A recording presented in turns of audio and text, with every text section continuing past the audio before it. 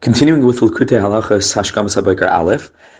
In the previous recording, we spoke about the connection between the concept of the Nekuda Tova, finding that spark of holiness, that spark of goodness, and the parshias of Shkalim and Zachar. Today, with Hashem's help, we're going to discuss the connection between this concept of being mechapes, of searching for that good point, between the other of the two parshias that come after Purim, which are Parshas Para and Parshas HaChodesh. And Reb Nosson explains that the whole concept of the Para Aduma is really all about sanctification, where a person feels like they are impure, and how are they going to become purified, right? How are they going to get out of that aspect of Tumas Meis, of the aspect of the impurity of death, which correlates to what we were speaking about last week, from the standpoint of Amalek, trying to make a person feel hopeless, trying to make a person give up, trying to convince a person that they're dead, that there's no hope for them. Rishayim afilu b'chayim, Kriya Mason, like the Gemara tells us, that the wicked, in a certain sense, they're dead, and the Yetzer Hara tries to convince us of that, and to make us feel like there cannot be a Tchiyas HaMesim. How does a person get out of that impurification of Tumas Meis? Through the Para Aduma. And Reb Nosson tells us that the Para Aduma needs to be, based on the Zohar Kodesh, based on the Pasuk, Para Aduma Tamima. It needs to be Tamim. It needs to be absolutely pure. What's called in the Zohar, Dina Rafia. It has to be an aspect of the ability to decrease a person's feeling trapped in din, trapped in harsh judgment. It's Dina Rafia. It is that point of perfect holiness that's Tamim, that's complete. That Nekuda Tova inside of perfect goodness that can never ever be in any way minimized or diminished or chas v'shalom removed, but it's always there. The Para Aduma is Tamima, and that's how it's able to go ahead and help a person discover their own internal goodness, the aspect of Yoinasi, Tamasi. HaKadosh Baruch Hu refers to the good point as my dove, my perfect one. There's a point and a place within us that's a place of tamimus, that's a place of wholesomeness, that no matter what a person's gone through, no matter what a person is experiencing, there is always that Nekuda Tova inside, and that's able to counteract the Tumas Meis, that aspect of Amalek, that aspect of hopelessness, that aspect of trying to convince ourselves that there's no good, that there's no way that we can overcome, there's no way that we can come to life, like we keep on saying back from that pasuk in Tehillim, Rabim Oimrim Lanafshi, Ein Yeshua Saloi Belikim Sela, the many forces that are whispering into our ears all the time, telling us there's no hope, you're dead, and there's no such thing as Tchiyas HaMesim from a spiritual standpoint. The Para Aduma with its Tamimus, the Para Aduma Tamima with its aspect of Dina Rafia, that's able to lessen the din, that's able to lessen that aspect of where a person is feeling stuck and feeling trapped by the forces of the Sitra Achra, of the other side of the Yetzer Hara, of hopelessness, of Misa. The Para Aduma is able to reawaken that point inside of us, that Yoina Tama, that Bechina of Ani Yeshena, but valibi er, but my heart is awake. The shchayra ani, that on the outside it looks like I'm darkened, but the truth is that v'nava, I'm beautiful, and I have a beautiful point inside of me that I can awaken.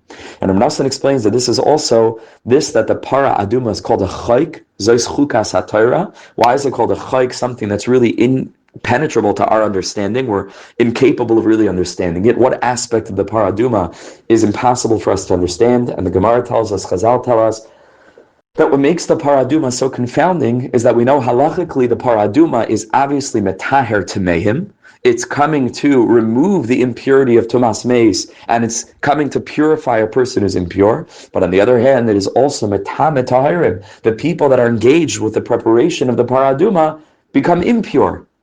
So how could it be that the same thing that makes something pure makes something impure? That is a chayk. It's really impossible for us to understand. But Reb Nosson explains that al pi drush, once we're understanding al pi chasidus, through the deepest secrets of the Torah, that the Para Aduma is relevant to you and me today, from the standpoint of it being that point of goodness that's able to help us counteract that feeling of yush, that feeling of despair, that feeling of giving up, of Tumas Meis, that we're able to come to life. Says Reb Nosson, it makes very good sense why this aspect that's able to be metaher tameim, that's able to make the impure pure, is also, chas v'shalom, can be metame tahirim, can also make those who are pure impure. Why?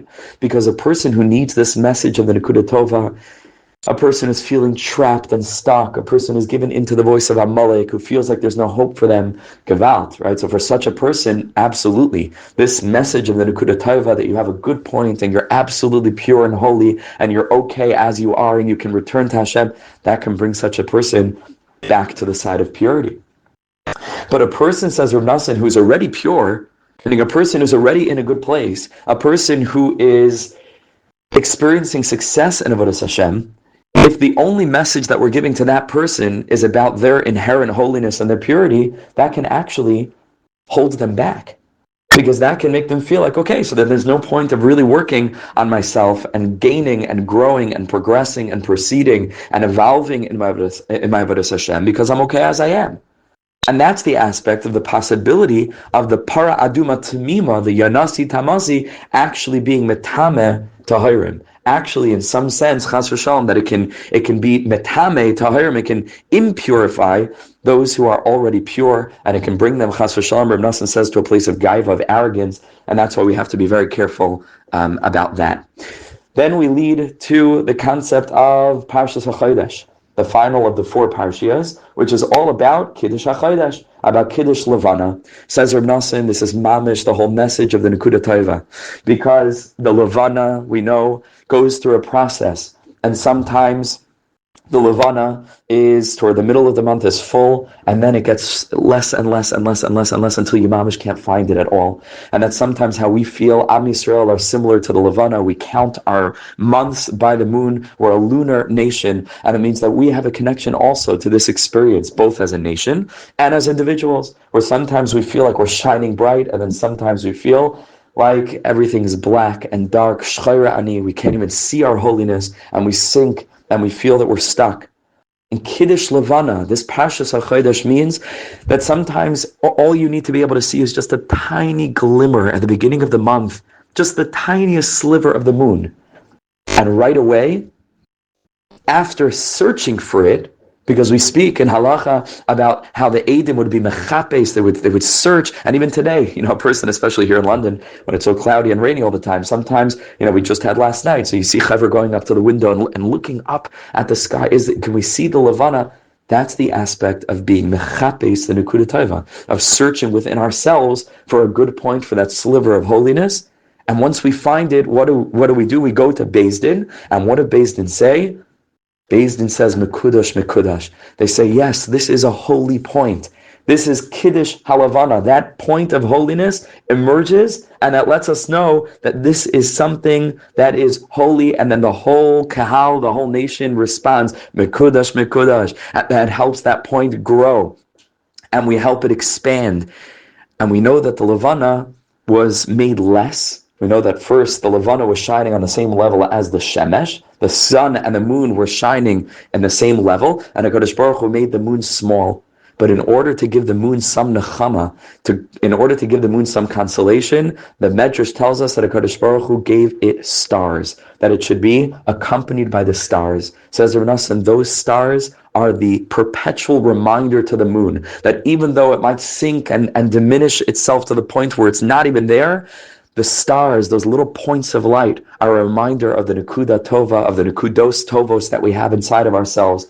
And that gives the moon strength to recognize that even though it sinks, if it has the message of the Nekuda Tova, it will always be able to return, to become Mekudash, Mekudash, and to shine, and to begin to continue that journey from the beginning of the month, a little sliver of the moon, to get brighter and brighter and brighter and brighter. And that's the consolation that the moon receives from all those points of holiness, from the stars around it, as the pasuk says, "Matzdike harabim, kaklechavim." The matzdike harabim, those tzaddikim that are able to find the good points in the rabim, kaklechavim, are revealing that aspect of the stars that exist within each and every one of us, those points of goodness. HaKadosh Baruch Hu should help us to see those points of goodness inside of ourselves, and to become pure, and to battle against the tumas mace of Amalek. And Be'ezras Hashem, we should be able, like the moon, to expand our holiness day by day by day by day until we shine with our full holiness. Be'ezras Hashem.